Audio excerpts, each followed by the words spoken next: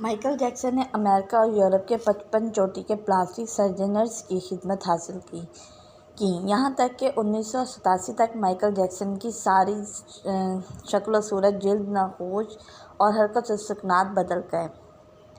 سیاہ فام Michael Jackson کی جگہ گورا، چٹا اور نسوانی نقوش کا مالک ایک خوبصورت مائیکل جیکسن دنیا کے سامنے آ گیا۔ اس نے 1987 میں ہیڈ کے نام سے اپنی تیسری البم جاری کی۔ یہ گورے مائیکل جیکسن کی پہلی البم تھی۔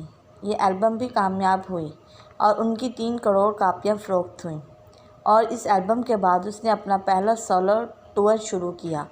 وہ ملکوں، شہر شہر گیا، موسیقی کے شو کیے اور ان شوز سے کروڑوں روپے کمائے۔ یوں اس نے اپنی سیاہ رنگت کو بھی شکست دے دی۔ اس کے بعد ماضی کی باری آئی۔ مائیکل جیکسن نے اپنے ماضی سے بھاگنا شروع کیا۔ اس نے اپنے خاندان سے قطع تعلق کر لیا، اس سے اپنے ایڈریسز تبدیل کر لیے اور اس نے اپنے تمام پرانے دوستوں سے بھی جان چھڑا لی۔ ان تمام اقدامات کے دوران جہاں وہ اکیلا ہوتا چلا گیا، وہ مصنوعی زندگی کے گرداب میں بھی پھنس گیا۔ اس نے خود کو مشہور کرنے کے لیے ایلوس پریسلی کی بیٹی لیزا پریسلی سے شادی کر لی۔ اس نے یورپ میں اپنے بڑے بڑے مجسمے بھی لگوا دیے۔ اس نے مصنوعی طریقہ تولید کے ذریعے ایک نرس ڈیبی رو سے اپنا پہلا بیٹا پرنس مائیکل بھی پیدا ہو گیا۔ ڈیبی رو کی بطن سے اس کی بیٹی پیرس مائیکل جیکسن بھی پیدا ہوئی۔ اس کی یہ کوشش بھی کامیاب ہو گئی۔ اس نے بڑی حد تک اپنے ماضی سے بھی جان چھڑوا لی، لہٰذا اب اس کی آخری نفرت یا خواہش کی باری تھی۔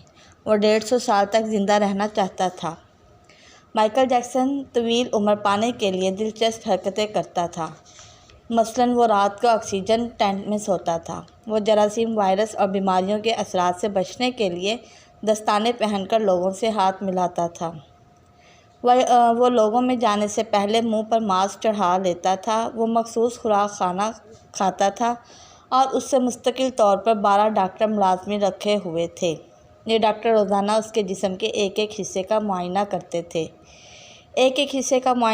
تھے۔ اس کی خوراک کا روزانہ لیبارٹری ٹیسٹ بھی ہوتا تھا اور اس کا اسٹاف اسے روزانہ ورزش بھی کراتا تھا۔ اس نے اپنے پالتو پھیپھڑوں، گردوں، آنکھوں، دل اور جگر کا بندوبست بھی کر رکھا تھا۔ یہ ڈونر تھے جن کے تمام اخراجات وہ اٹھا رہا تھا، اور ان ڈونرز کے بروقت ضرورت اپنے اعضاء اسے عطیہ کر دینا تھے۔ چنانچہ اسے یقین تھا، لیکن پھر 25 جون کی رات آئی۔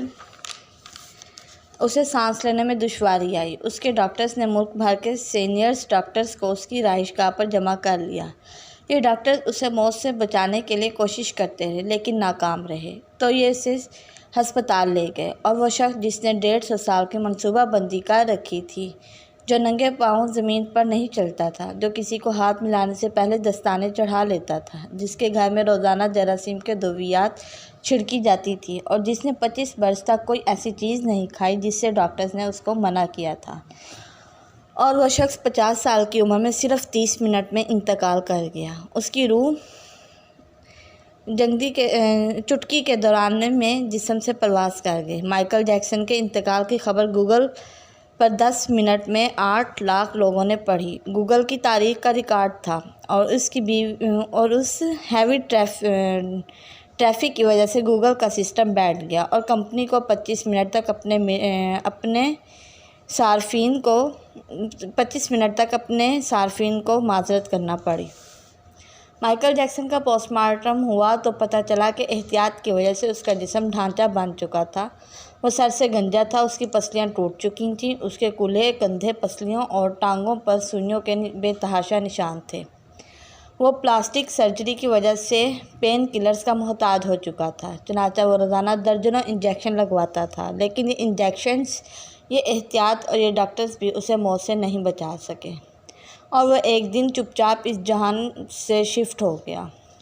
سے اس جہان میں شفٹ ہو گیا جس میں ہر زندہ شخص نے پہنچنا ہے، اور یوں اس کی آخری خواہش پوری نہ ہوئی۔ مائیکل جیکسن کی موت ایک اعلان ہے۔ انسان پوری دنیا کو فتح کر سکتا ہے، لیکن وہ اپنے مقدر کو شکست نہیں دے سکتا۔ وہ موت اور اس موت کو لکھنے والے کا مقابلہ نہیں کر سکتا، چنانچہ کوئی راک سٹار ہو یا کوئی فرعون، وہ 2 ٹن مٹی کے بوجھ سے نہیں بچ سکتا، وہ قبر کو شکست نہیں دے سکتا۔ لیکن حیرت ہے کہ مائیکل جیکسن کے انجام کے بعد بھی خود کو فولاد کا انسان سمجھ رہے ہیں۔ ہمارا خیال یہ ہے کہ ہم موت کو دھوکہ دے دیں گے، ہم 150 سال تک ضرور زندہ رہیں۔